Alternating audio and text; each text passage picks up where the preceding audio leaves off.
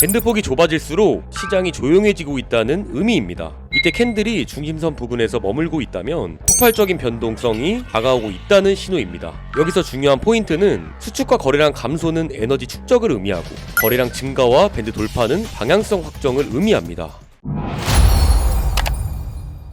안녕하세요 여러분, 트레이드 에단입니다. 오늘은 많은 분들이 알고 있지만 정말 실전에서 잘 써먹는 분은 없는 지표, 바로 볼린저 밴드 실전 활용법에 대해 공부해 보도록 하겠습니다. 영상 시작 전 구독과 좋아요, 알람 설정까지 부탁드리겠습니다. 볼린저 밴드는 단순히 밴드를 터치하면 매수 매도 이런 수준으로 끝나는 지표가 아니고요, 시장 흐름을 시각적으로 보여주는 굉장히 유용한 도구입니다.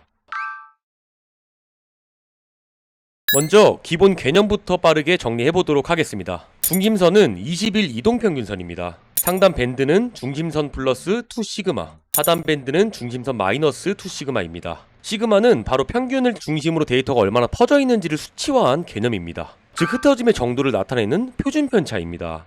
즉 볼린저 밴드는 가격이 평균에서 얼마나 벗어나는지를 시각적으로 보여주는 도구입니다. 시장 변동성이 커지면 밴드가 넓어지고 변동성이 줄면 밴드가 줄어듭니다. 많은 분들이 단순히 상단 밴드에 닿으면 매도, 하단 밴드에 닿으면 매수라고 생각하시는데 그건 절대적인 기준이 아니라 상대적 과열, 과매도 신호에 가깝습니다. 그래서 중요한 건 어디에서 밴드를 터치했느냐 보다 그때 거래량은 어땠고 캔들 모양은 어땠고 추세는 어떤 방향이었는지를 함께 봐야 한다는 겁니다. 자, 그럼 본격적으로 어떤 구간에서 실전 매매가 가능한지 보겠습니다.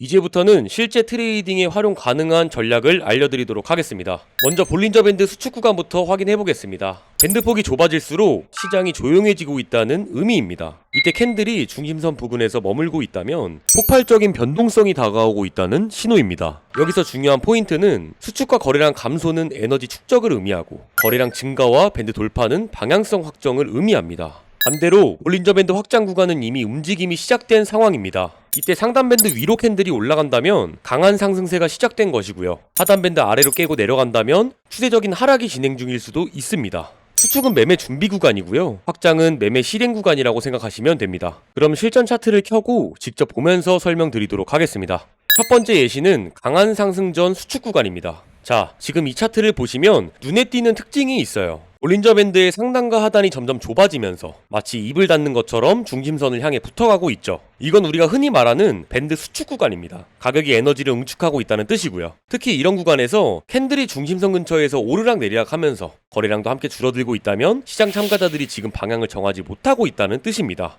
그런데 갑자기 한 캔들이 거래량을 동반해서 상단 밴드를 강하게 돌파하게 되면서 마감하는 모습인데, 이건 단순히 상단 터치가 아니라 의도가 살린 강한 매수 시도로 해석할 수 있습니다. 여기서 중요한 건 두 가지예요. 돌파 후에 거래량이 이전보다 확연히 증가했는가, 돌파 이후에 캔들 몸통이 상단 밴드 밖에서 유지되는가. 이 두 조건이 충족되면 해당 돌파는 진짜일 확률이 높고요, 이 구간이 바로 진입 타이밍이 될 수도 있습니다. 진입 이후에는 중심선이 자연스럽게 손절선 역할을 하게 되는데, 즉 캔들이 중심선을 다시 깬다면 에너지가 아직 부족한 것으로 손절하고 나와야겠죠. 하지만 반대로 상단 밴드 위에서 계속 양봉이 나온다면 매수세가 유지되고 있다는 뜻이니까 포지션을 끌고 가는 데는 유리합니다. 또 하나의 팁은 밴드가 돌파 이후 확장되고 있는가. 상단 밴드가 위로 열리고 중심선이 따라 올라가면 그건 진짜 추세가 시작된 겁니다. 두 번째 예시는 하락 추세의 지속 확인입니다. 이번에는 완전히 반대인 상황을 보겠습니다. 차트를 보면 캔들이 하단 밴드 아래를 연속적으로 이탈을 하고 있습니다. 이게 뭘 의미할까요? 현재 시장은 하락 추세에 있고 반등 시도조차 약하다는 겁니다. 특히 주목해야 할 건 중심선과의 관계입니다.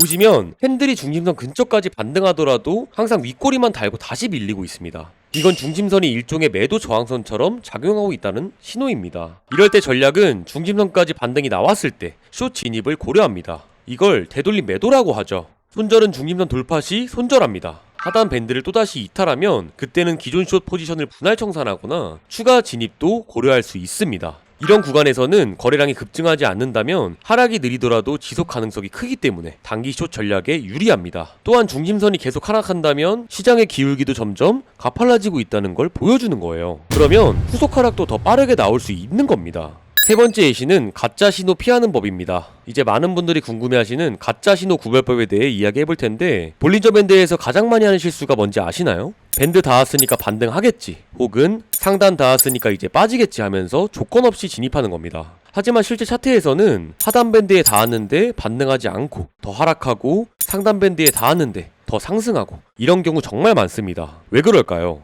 볼린저 밴드는 단순히 가격의 평균에서 얼마나 벗어나는지를 보여주는 도구일 뿐입니다. 그 자체가 신호는 절대 아니라는 거죠. 그래서 다른 보조지표와의 조합이 필수인데 실전에서 이런 조합으로 사용하면 좋습니다. RSI 과매도, MACD가 골든 크로스, 그리고 거래량이 동반된 하단 밴드 터치는 반등 가능성이 매우 높습니다. 반대로 RSI는 중립에 있고 MACD도 횡보하고 있고 거래량도 평소랑 비슷한데 이 상태에서 밴드 터치만으로 진입하면 손절 가능성이 높습니다. 실전에서는 밴드에 닿았냐보다 거래량이 터졌느냐, 지지선 저항선과 겹치는 구간이냐, 다른 지표들이 뭐라고 말하느냐가 훨씬 중요합니다. 그리고 고수들은 밴드 자체를 매수 매도 신호보다 지금 이 가격이 평균에서 얼마나 벗어났는가를 확인하는 위험관리 도구로 사용합니다. 이렇게 볼린저 밴드를 단순히 선만 보는 게 아니라 시장 흐름, 캔들 위치, 거래량, 지표 조합을 총체적으로 분석하는 도구라는 걸 기억해 주셔야 됩니다. 이제 이런 구조를 어떻게 더 정밀하게 해석해서 진짜 진입 타이밍을 포착하는지 실전 꿀팁과 함께 이어서 알려드리도록 하겠습니다.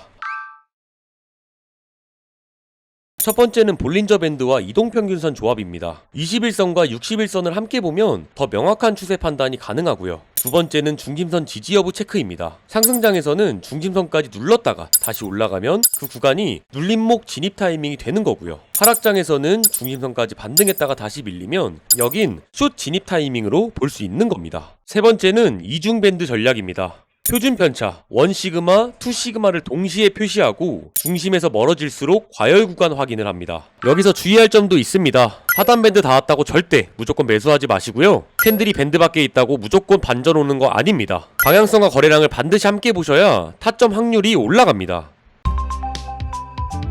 지금까지 볼린저 밴드의 개념부터 실전 차트에서 진입 타이밍까지 전부 정리해드렸습니다. 핵심은 단순히 밴드에 닿았다는 걸로 진입하는 게 아니라 밴드랑 거래량, 흐름을 종합해서 해석하는 겁니다. 다음 시간에는 이동평균선 기초에 대해 상세하게 설명드리도록 하겠습니다.